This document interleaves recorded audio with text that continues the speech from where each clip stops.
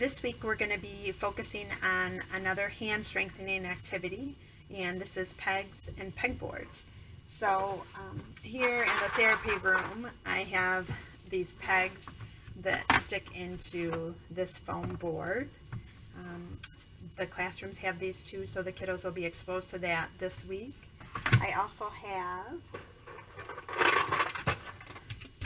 a larger pegboard with these round pegs that fit in a little bit easier and also stack. So that will build upon last week's activity of building. Things that you might have at home that might simulate pegs. This is just a puzzle board that has peg pieces that fit in. So this is more typical of what you might find at your house. Or also this toy here, which a lot of you are probably familiar with. Even if you have had smaller children, you might have put this toy away thinking that, maybe you didn't need it, but it does still work on strength.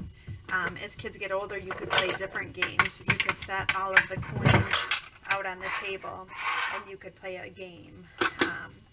Put the green one in, and you could have them put the green one in.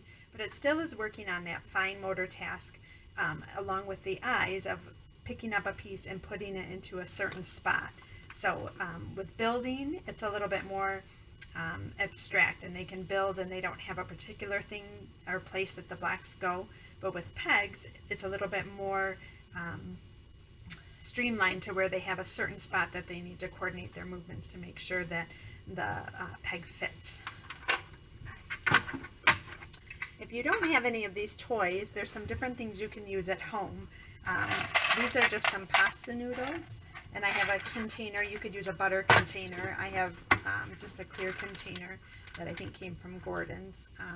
But if you have a butter container or whipped cream container, you could do the same thing. And I just took carefully a screwdriver, and I kind of started with scissors, and then I made a little hole, and then the kids can actually push the noodles through.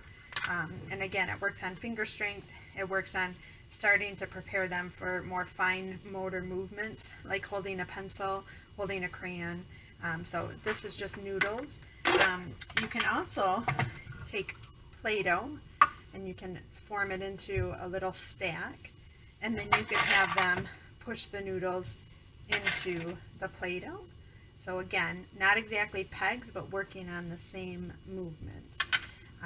For some of the older kids, you could actually do two things. You could flatten out the Play-Doh, and then you could have them try and draw the letters in their name with the noodles.